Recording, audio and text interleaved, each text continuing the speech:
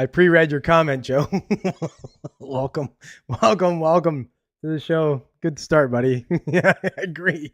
I don't know. I was thinking, oh shit, man, I'm probably gonna screw up my whole algorithm with this, with that little incest um, title there. But whatever. Welcome to the show. Welcome, Joe. It's St. Patty's Day. Holy jeez, eh? Hope you got some green beer or green drink around you, and you're ready to celebrate the little leprechaun holiday. Not much of a holiday, but whatever it is. Got a name. Whatever, it's good enough. Yeah, we're gonna talk about a few things this week. Nothing too serious, nothing too crazy. Kind of a slow news week. Essentially, it's the news is all Trump, Trump, Trump always, so it gets a little bit tiring.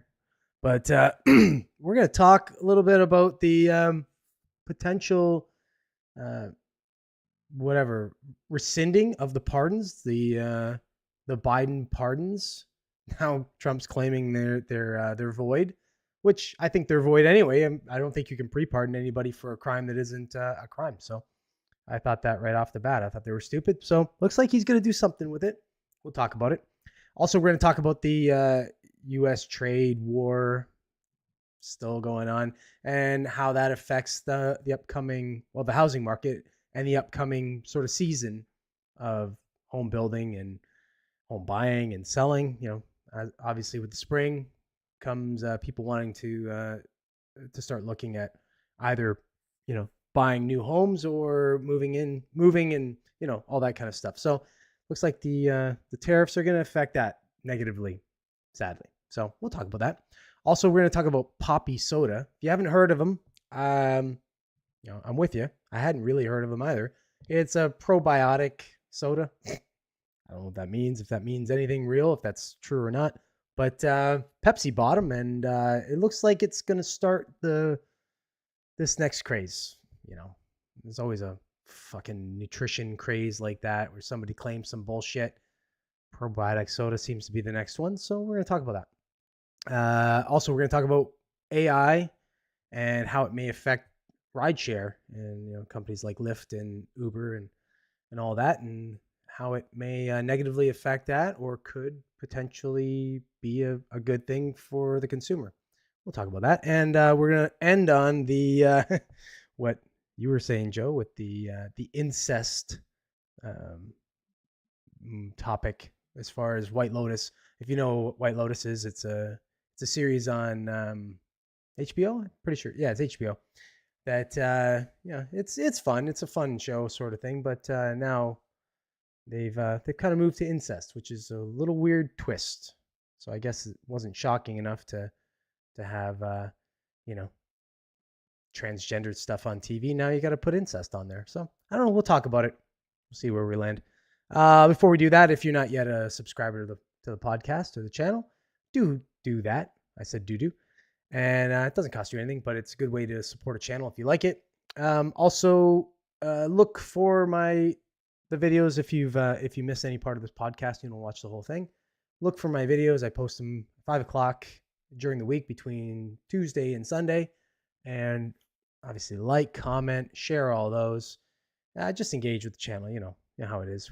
Slow growth on the channel, but we are growing, so it's I'm not going anywhere for a while. Even when I get sick of the news and stuff like that, I'm still not going anywhere. So yeah, join the channel, be a part of it. Jump in the comments. I will talk to you. And even if you're stupid, even if you've got stupid things to say or you have smart things to say, either way, I will respond and jump in. What are you saying, Joe? Though, oh, look at that on my homepage. Tyler Oliveira. I went to the incest capital of America. HBO seems to like the family love. Game of Thrones. Yeah, exactly. That's true. That's true. I never even thought about that. But yeah, they seem to like to put incest on there, which is ick all the way. Let me just swap to the next thing over here so I can look at this camera instead of that camera, and I can kind of face the screen a little. But yeah, incest is weird, man. I don't know. I don't know how they're trying to normalize that. Game of Thrones was pretty fucking gross. with that. But yeah. Anyways, all right. Well, let's get into the first thing there, Joe. Let's talk about this.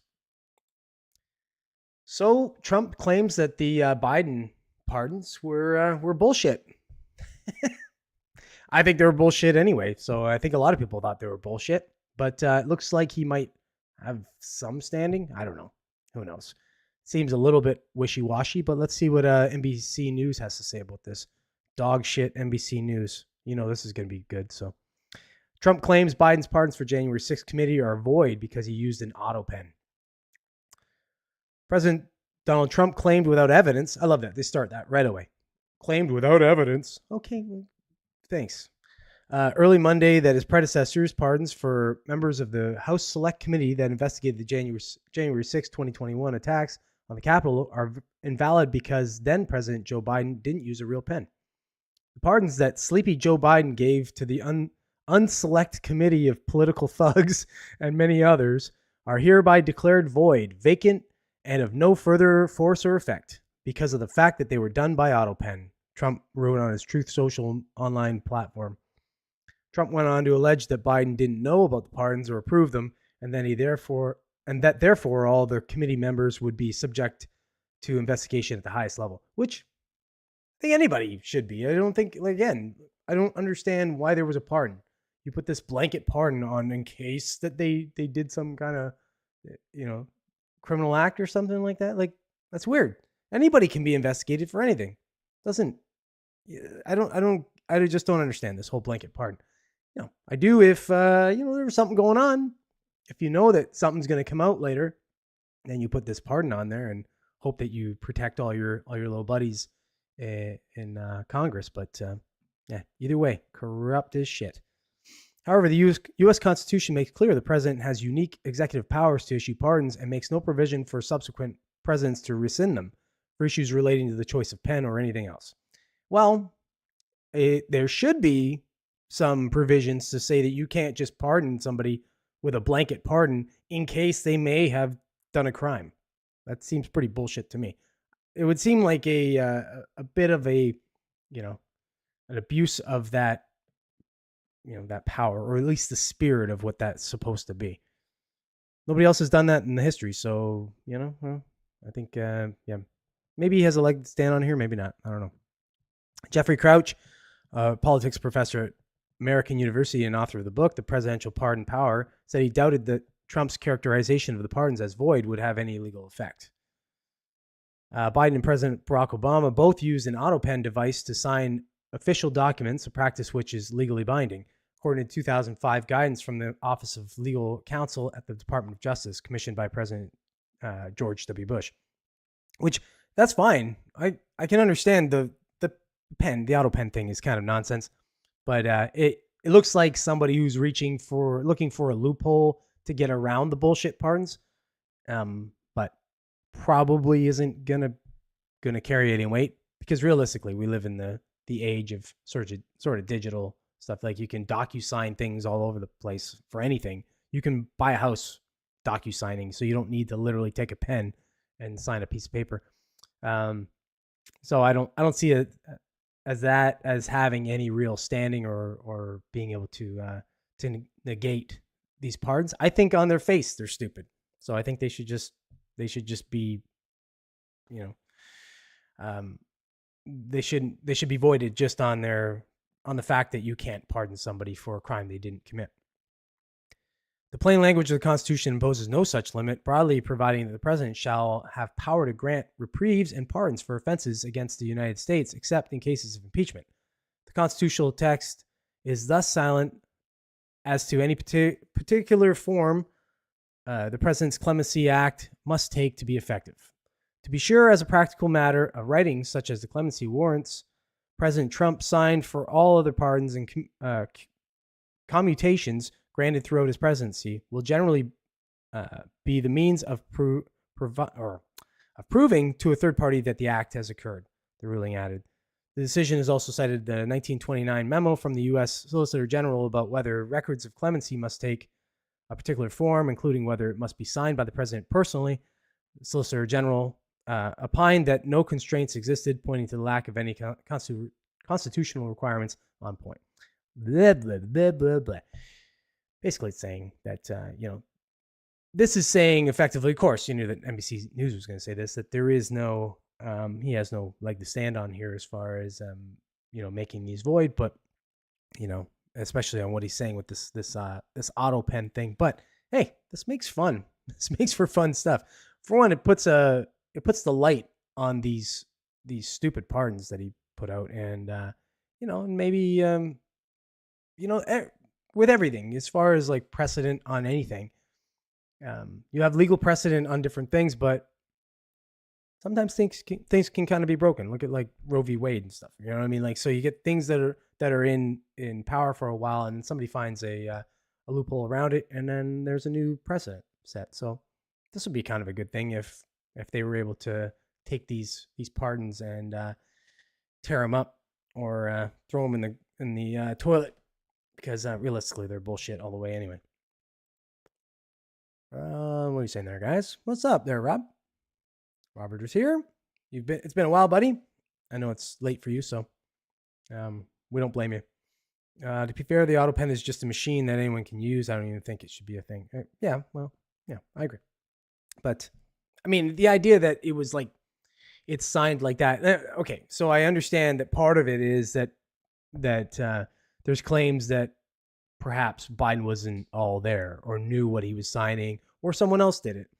Now, I mean, there's an argument to be said for that. But again, I think you can kind of throw all that out. The fact that I don't think these are legit pardons. So I think you just throw them out on their face. But that's just how I think. I still wonder why Fauci got an 11-year pardon. Yeah, very sus. Exactly. They're all sus. All these pardons that he put out are all sus. They're acting like, we're just protecting them against political persecution. What? Oh, so every president can do that? I'm just going to pardon my whole administration. I'm going to pardon anybody who may or may not have done some illegal stuff. I'm just going to pardon them. Just a blanket pardon for anybody that may be charged in relation to my administration over the time period I was in the White House. So it's just nonsense. There's a massive difference between DocuSign for a business transaction and government issued anything. No, I agree, but thanks, Joe. Obviously I know that, but I'm saying, but it's, the idea that something can be electronically signed or doesn't have to be physically signed with a pen like that is the point here. It's just the person that is doing the signing either way has to be of sound mind, and they have to actually, it has to be their idea to do it, obviously, right? So it can't just be someone else that maybe, doing something electronically that wasn't actually the president, right? So, yeah, any president can do that. Yeah, I agree. All right, let's get on the next thing here. Boop, boop, boop. Tariffs. So, no doubt you're sick of hearing about these stupid flipping tariffs, but yeah, these tariffs are here. I don't know when they're going away, and they're going to affect housing. That's sad.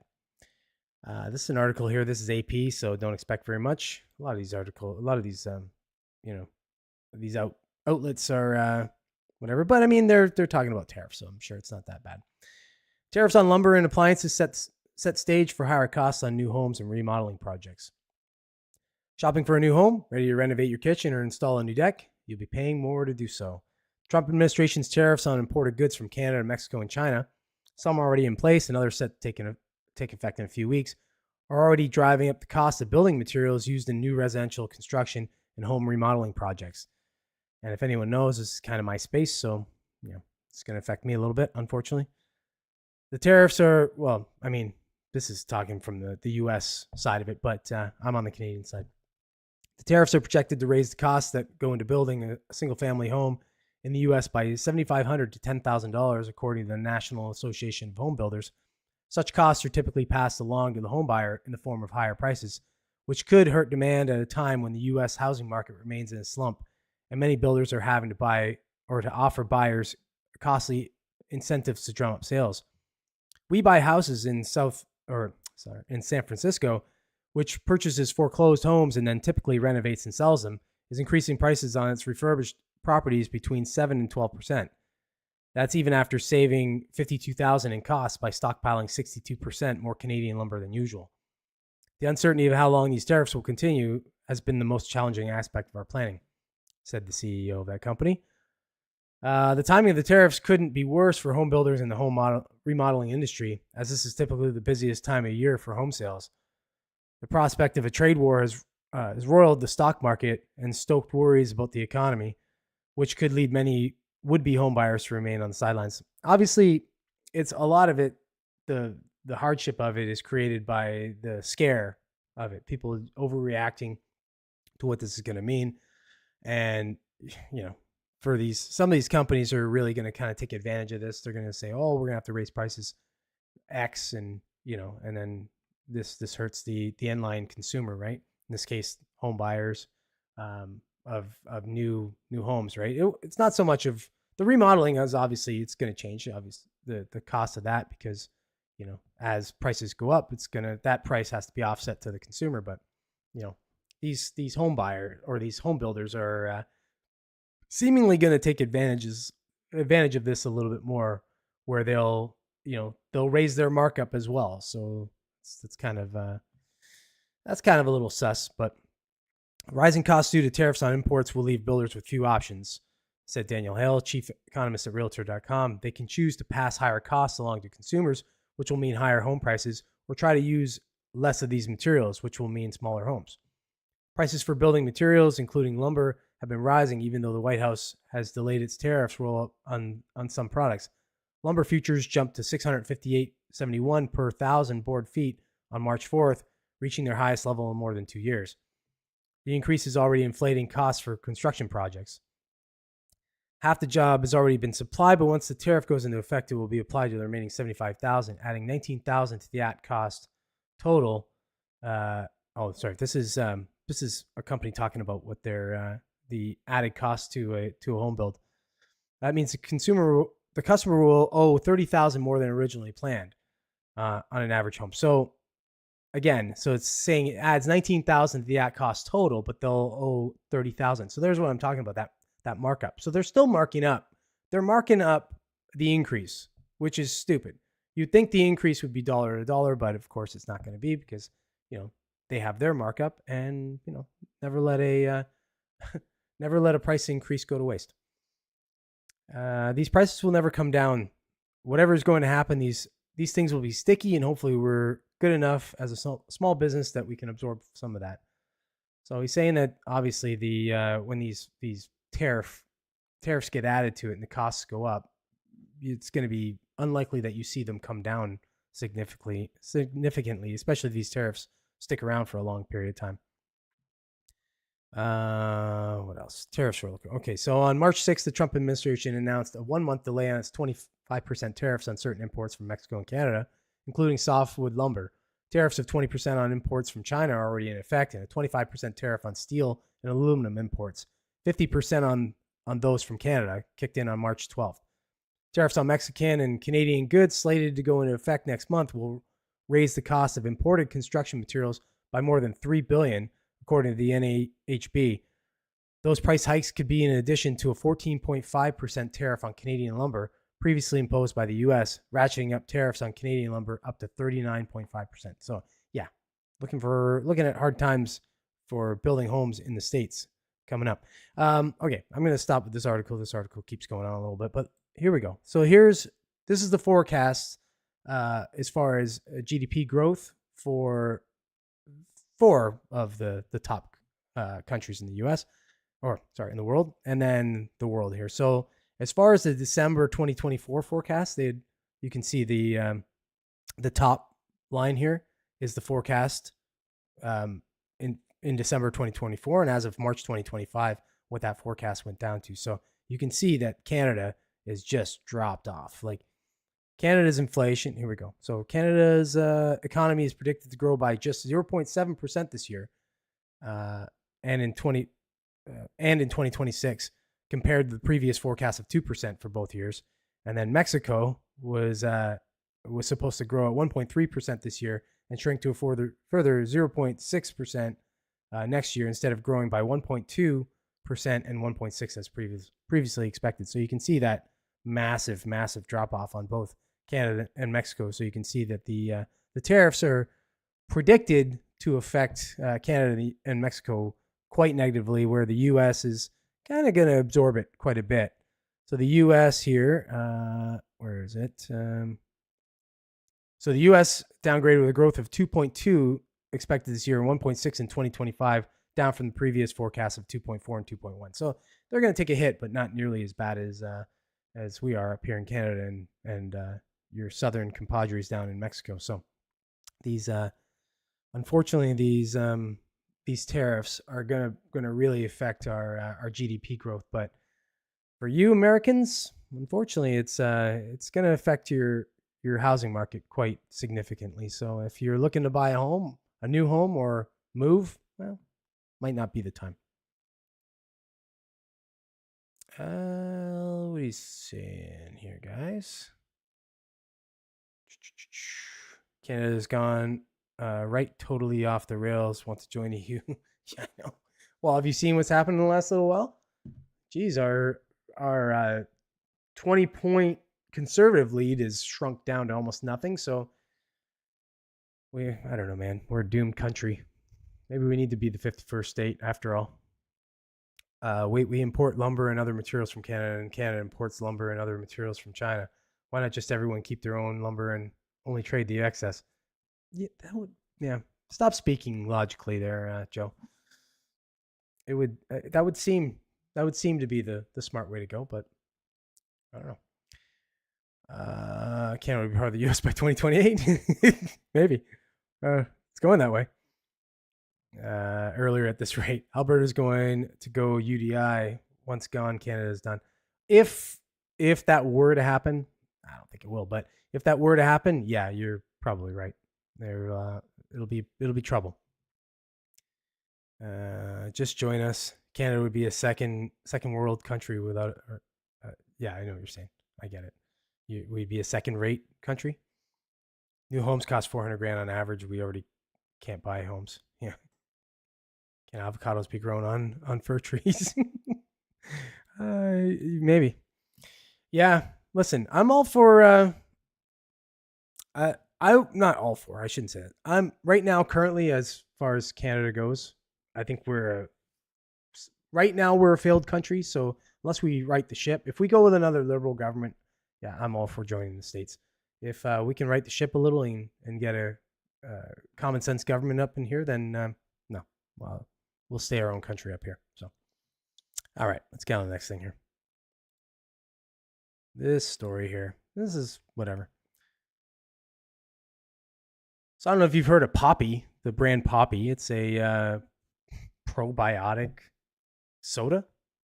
Didn't even know that was a thing. But yeah, it looks like Pepsi bought them. So Pepsi's got in the big space of probiotic sodas. It seems like probiotic sodas are the next big thing. I'm going to read this article. It's CNN Business, so it's dog shit, but let's see what they have to say. Poppy just sold for $1.6 billion. PepsiCo is buying Poppy, the popular prebiotic soda brand, in a $1.65 billion deal. The move marks PepsiCo's further shift into the better for you category as consumers shy away from sugar-filled drinks and unhealthy snacks, which is that's a nice way to go. Hopefully it's a trend that sticks. In January, the company bought Sight Foods, I don't know what the hell that is, which makes gluten-free chips for $1.2 billion, and PepsiCo bought the remaining half of the Sabra hummus brand it didn't own late last year. So this is kind of funny though. This happens a lot. You've seen this with like different companies where they're in a space and then they try and make big shifts. Like McDonald's did that a bunch of years back where they were trying to make like the healthy choices menu, and they were moving into salads and all these wraps and all this shit, and it just failed. It was just, same with when they tried to get into pizza and all this. Just stick with your fucking shit that you do. Stick with what you make it good, and just keep doing that. But I don't know. I guess Pepsi feels like they got to go this direction, so that's what they're doing. We've been evolving our food and beverage portfolio over many years, including by innovating our brands in new spaces and through disciplined strategic acquisitions that enable us to offer more positive choices to our customers. Sure. More than ever, consumers are looking for convenient and great tasting options that fit their lifestyles and respond to their growing interest in health and wellness. Poppi is a great complement to our portfolio transformation efforts to meet these needs, he added. And potentially a sham. I don't know. Who knows if prebiotic sodas are actually a real thing. Kind of like hydrogen water, maybe. Harnessing PepsiCo's major distribution agreements and marketing budget could give Poppi an advantage over rival Olipop. Never heard of them either. However, both brands are still relative newcomers and have room to grow in terms of sales and awareness. Despite growing in popularity, only about 5% of consumers drink prebiotic sodas regularly, according to Zappy, a consumer research firm. Hence the reason why a lot of us don't know about these silly drinks. The challenge for these brands lies in the disconnect between brand awareness and functional understanding. While most consumers have heard of prebiotic sodas, only about a third truly understand what they are and how they work. The transaction is subject to regulatory approval, and PepsiCo didn't say the deal would close. So that's kind of funny. It's like, we're going to do this, but it may not close. Looks like it started on Shark Tank, this Poppi thing, which I missed that. I used to watch Shark Tank all the time, so not sure how I missed it. But anyways, let me see here. But Poppi's rise to popularity hasn't been completely drama-free. The soda company drew backlash over Super Bowl weekend last month for gifting full-sized Poppi vending machines to influencers from social media users who called it out of touch. Despite the controversy, the market for healthy soda doesn't seem to be slowing down. That's funny. Didn't another big company do that one time where they give a bunch of cans to a bunch of influencers? One of them being a dude trying to parade around as a chick, seemingly trolling everybody, but I don't know. That seemed to have not gone so well for that company. Well, nobody learns. Functional beverage sector, which is an industry phase for non-alcoholic drinks that advertise additional health benefits, is growing at a faster pace than regular sodas. The category is projected to generate $2 billion in sales by 2029, according to Coca-Cola's research. So Coke's in this space as well. So, it's funny how these kinds of things, they get, it's like flash in the pan. They get hot and people go, "Ooh, we're going to do this thing." And then after a little bit of time, people go, "Oh, that's horseshit. It doesn't work. It wasn't a real thing." But, these companies jump on board, they make a bunch of money, and then they jump ship. So seems to be what might be happening here, but I don't know. Let me know what you think. This is a real thing. If these prebiotic sodas are actually something. Like I said, never had one. Didn't even really know what they were. But maybe I got to try them. I drink these bubbly things because I can't take soda. Soda's kind of gross. It's too sweet. So hey, if you can put prebiotics into soda and it actually is something, maybe it's something I got to start drinking. Let me say in here. Turdo made it a post-national disaster. Yeah. Is it beer? No, it's not beer. It's soda. So it's pop. I don't know what you call it down in Namibia, but pap. I've heard of Olipop. It's in most of our grocery stores. Yeah. I've never actually, like I said, I've never really heard of this stuff. But there's a ton of different. I just went to what's that? Fuck, I can't remember what that damn grocery store is. It's got a monkey, a swinging monkey. I don't know if you know what it is. If you're not Canadian, you probably don't know what it is because maybe it's a U.S. store. I don't know. But I just went there the other day and they had all these weird drinks that I've never seen before. So maybe that's where you'd have to go to like Trader Joe's or like whatever, one of these Whole Foods stores or something to find these drinks. But I don't typically see them. The U.S. PNG'd the South African ambassador. PNG? Yeah, I don't know. What do you mean? PNG. Pinged? Anyways, okay. Let's get on the next thing here. You guys talk amongst yourselves. I'm going to roll along. Now I'm going to jump into your conversation. So rideshare, is it in trouble? Is AI going to kill it? I don't know. We'll see. I'm going to read this article here. This is, then we'll discuss. This is Tech News World. Kind of fun. Sometimes they write some good stuff, so I'm not going to give them too much shit about it. But let's see what they have to say about this. The ride sharing and robotaxi revenue model problem no one talks about. Robotaxi services are spreading broadly. While they've clearly had issues in San Francisco, as have I, driving in San Francisco, those challenges are improving. Now both Uber and Lyft appear to be taking steps towards replacing their rideshare drivers with AI. We may be on the verge of one of the first large-scale AI job replacement efforts that everyone will witness. This transition will fix a key issue with ride-sharing by aligning revenue more directly with its users. However, it won't address a deeper problem that ride-sharing has in common with social media, a decoupled revenue business model where the people using a service aren't necessarily funding it. So the problem with both social media and ride-sharing is the people paying for the service aren't treated as primary customers. With social media, advertisers fund the platforms, but users engage with content as if they were the primary customers. With ride-sharing, the platform enables car owners to monetize their vehicles, but that's a cost of the service. Since riders are the ones paying, they should be the customers of the drivers, not the platform. So in other words, if you've ever used Uber or Lyft, which I'm sure you have, if you breathe on the planet and you sometimes have drinks somewhere, you probably used an Uber or Lyft. You'll know that they get, like, Uber as a service or Lyft as a service gets a ton of the revenue that's collected from the customer, meaning the person using the rideshare program, and whatever it is, roughly, let's say 50% of it is given to the person that's executing the service, so the driver of the vehicle. So it's strange that it's done that way, because realistically, they're just offering a service that shouldn't dictate that they take 50% of the fee for that service. Okay, this decoupling means that those who make the service possible, like Uber, Lyft drivers, and social media users, are often overlooked. Their needs are subordinated to those of the entities providing the funding, like advertisers on social media and riders for Uber, Lyft. Instead of being seen as assets to be optimized, social media content creators and rideshare drivers are frequently treated as problems to be managed. Okay, so let's, he just goes into a little bit. Okay, so here we go.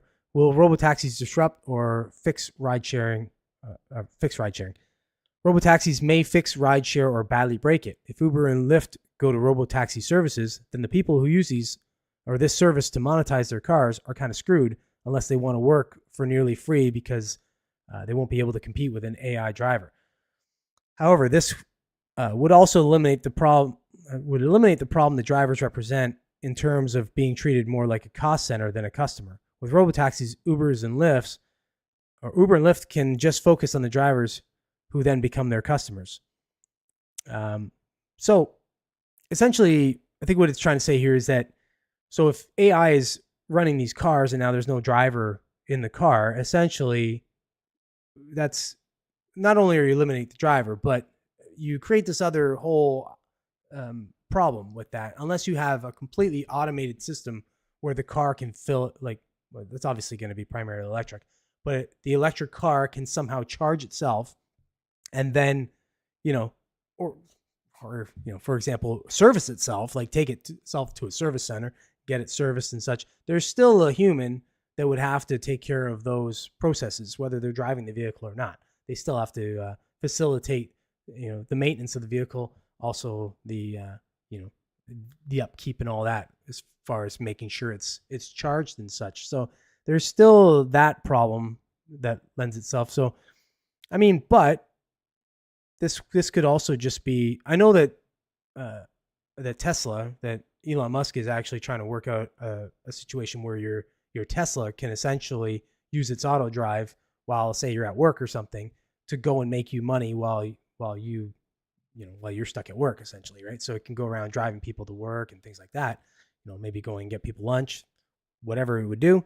And then, now you've offset the cost of your vehicle that way. So it's, yeah, it would, it's a challenge in that regard. So I don't know if, so I don't know if the AI is going to necessarily steal rideshare completely or change it in that way. Just now, instead of making people drive the cars, they have to just sort of, manage the car essentially. Okay, given these challenges, Uber and Lyft will likely choose their own fleets and install unique charging ports, automated charging stations, and standby parking lots to accommodate typical fluctuations in demand throughout the day. So this article is obviously, he's talking about both, whether people are going to be able to, you know, they'll use those vehicles in the way they had said that, now the AI will just drive people along and then they'll manage the vehicle as the owner, or if Lyft and Uber will just actually set up, automated systems where the cars that run through their service through Uber and Lyft will just take care of themselves in some way. So I don't know. If it's the latter, obviously that'll destroy ride sharing as we know it. If it's the former, then it changes it, and maybe for the better. Maybe now it brings the price down, the consumer price down. It would force Uber and Lyft to take less of a cut, and then the people that are facilitating the vehicles that are used in their system now would be able to, they'll be able to make maybe the same or a little bit less, but with less work, right? So I think it could be good in the end for the consumer. And realistically, that's with anything like this, that's kind of where I think you want to land on it, But that's just my opinion on that. What are you saying? Persona non grata. Oh, okay.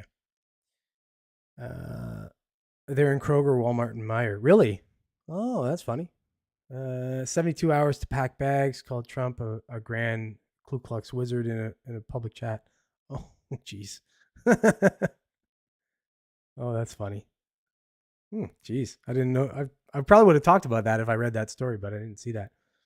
U.S. hasn't PNG'd an accredited ambassador for a very long time. Jeez, that's kind of funny. Well, funny in a bad sense, I guess. I'm not sure what's going on with U.S. foreign,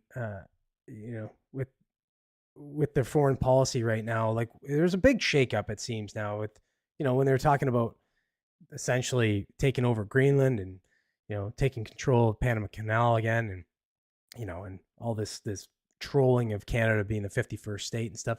I don't know why there's such a big shakeup going on with foreign affairs, and obviously this would be a little bit of a shakeup with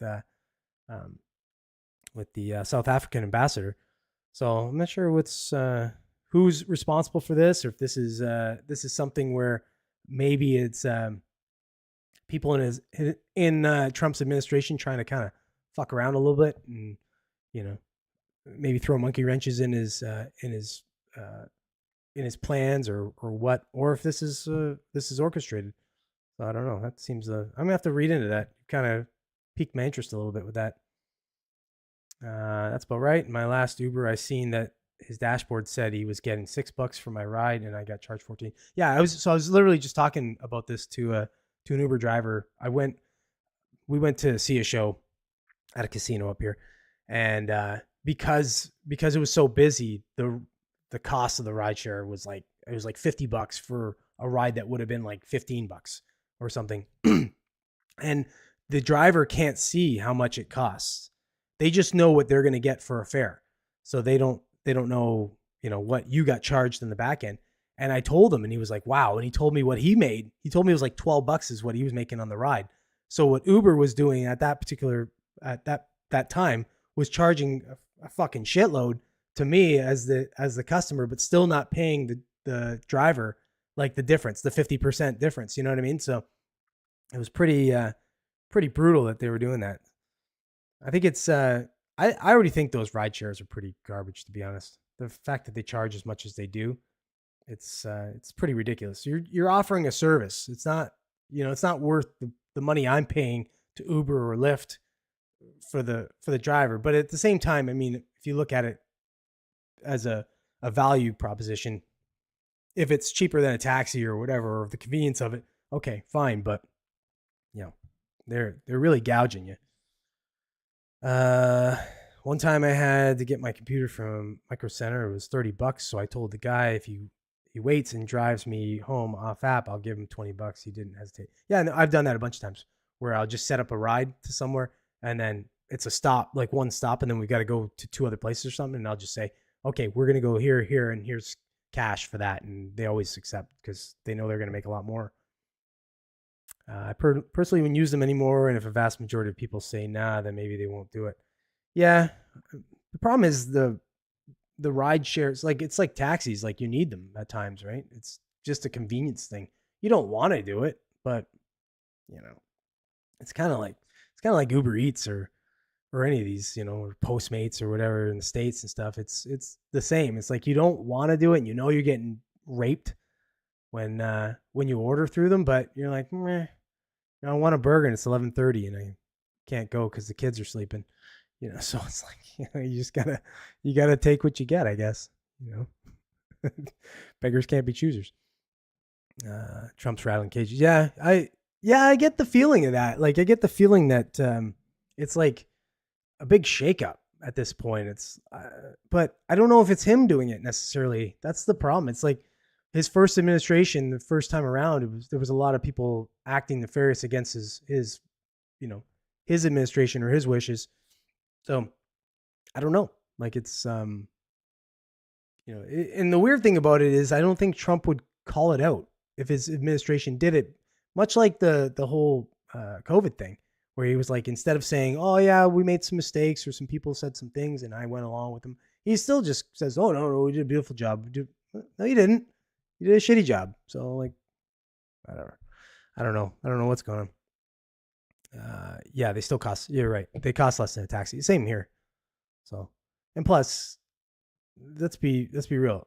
Uber's much better than a taxi. Getting a taxi, they stink, and yeah, no thanks.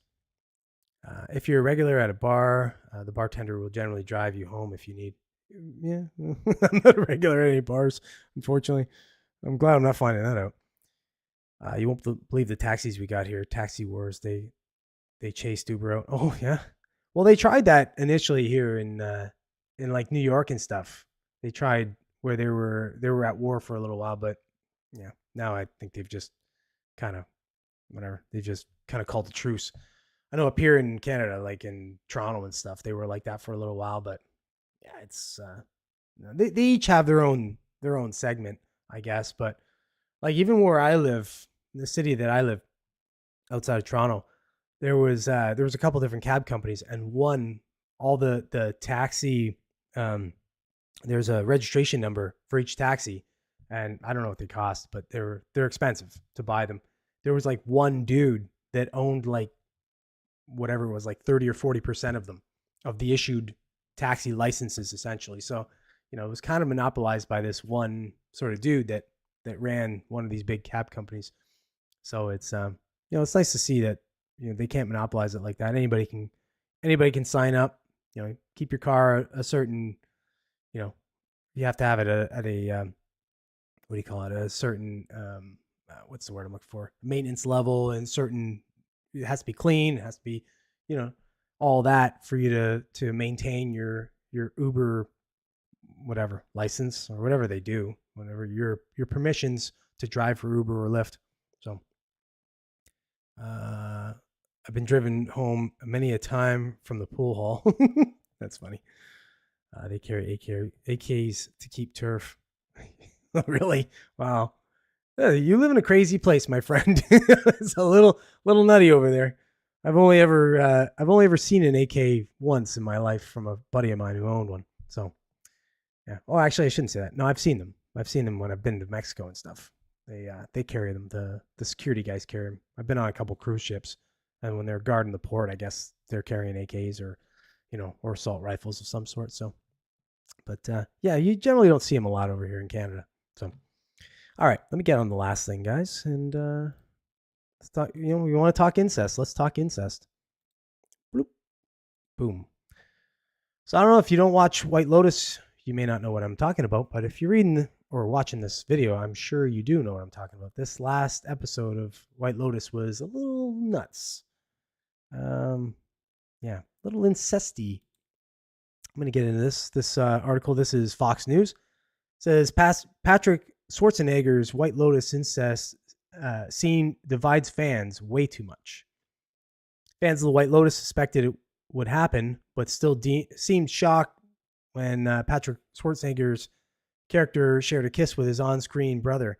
Which, if you watch the show, you kind of knew that it was going a little weird. Like the character was weird with the brother, the character was weird with the sister. He was just like an odd guy, especially the two brothers. Though they were kind of like a little bit sketchy, a little bit of Game of Thrones going on there, but didn't know they were actually gonna take it to that level. In last night's episode of the hit HBO series, Schwarzenegger's Saxon and Sam Nivola's Lachlan were partying up on D-Rugs and the funny stuff with Chloe and Chelsea when things took a turn. After dancing in the streets during a local full moon celebration, the foursome recreated a private room where they began a kissing game, first with Saxon and Lachlan each kissing a girl, then the girls kissing each other. Then the girls teased the brothers to kiss, so Lachlan delivered a quick peck before going back in for a much more full-on kiss that lasted a few minutes. Ugh.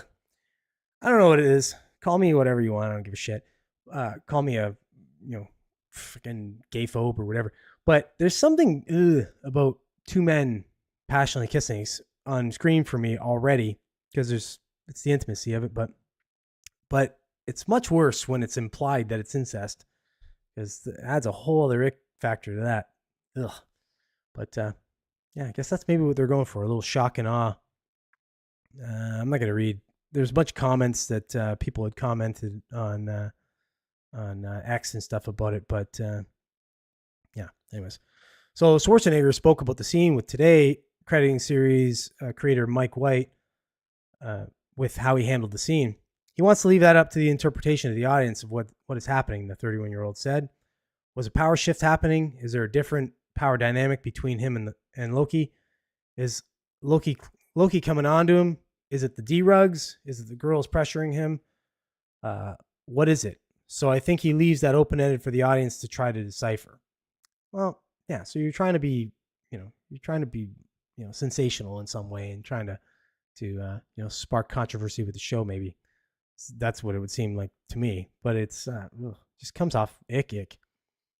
Saxon has been played as a bro type, confident in trying to flirt with women at the resort, while Lachlan has been shyer and more easily pushed around by his older brother, making his bold kiss a surprisingly more or move that upends their sibling dynamic. Okay, we're getting into the show a little bit more now. If you watch the show, you know what the dynamic of the show is. Let me see here. Executive producer David Bernard spoke with the New York Post about the show's big moment, also praising Emmy Award winner White. Mike is brilliant. I think those big story turns are not just for shock. Yeah, sure they are. I continue. There's a specific reason in terms of the narrative storytelling and the larger thematic idea Mike is trying to get across. Okay, or you're just trying to jump on the weird sensationalism of incest that Game of Thrones jumped on. Thanks, Joe, for pointing that out. I forgot about that. But either way, this is weird. I don't know. The show, if you watch the show, you'll know what I mean. It's cool. It's interesting. It's it goes different directions and stuff. And this season's a little weird to me. It's not as good as the previous season, but this one was weird. I don't know. This whole whatever dynamic they got going on between the brothers and even the sister and stuff is giving me the ick. And I think I'm probably not the only one. You might not get the desired effect you're going for with this HBO. So you might want to just do a big right turn on this one. What are you gonna say? How old are they supposed to be? Yeah, I don't know, young, in their 20s. I think the one is like supposed to be like maybe 20, I think, and the other's maybe like mid 20s or something like that. Yeah, it's brothers. Gay incest feels somehow worse. I agree. It's just ugh. Like, I don't know. Have you ever seen Brokeback Mountain? Which I have. It's one of those movies. One time, it's enough. I wouldn't watch it again. But the worst scenes were the heavy makeout scenes for me. Again, call me a homophobe, whatever you want. I'm not, but it's weird. It's just weird for me to see two bros going at it intimately in that regard. So, but in this case, it's even worse when I see where supposed to be two brothers going at it. Just bleh. I can see it in Game of Thrones because that was, God, I hate to say it, normal in high class families at the time. Yeah, sure, I know it actually is. It's probably still normal in like royal families and stuff. I know cousin love is very normal in Arab countries and such. So that's weird stuff. I'm not even gonna read that. So nobody's even gonna know what you said there, Joe. So bird to you, buddy. Joe's trying to imply that I watch Brokeback Mountain every weekend. Not every weekend, man. Just, some weekends, most weekends. Sometimes I don't watch it. Sometimes I watch other gay movies. All right. Well, that's it. You know what? On that note, Joe, you're scaring me away. That's all I got. If you're watching and you like the podcast and you're not yet a subscriber, do hit the subscribe. Like I said, the show's been growing slowly but surely. We just keep growing a little bit at a time. So, if you do like it and you want to support it, that's the best way to support it. Become a survivor, become a subscriber, and obviously share the content, comment, like, all the engagement. That's the best way to support the channel. It lets the algorithm know that it's content that they should spread around. One of the videos I posted last week was doing okay, which was nice, but got a bunch of comments. I find the comments funny because comments, I don't know. Online comments to me are a funny thing. Like, some people want to put all their thoughts in a comment.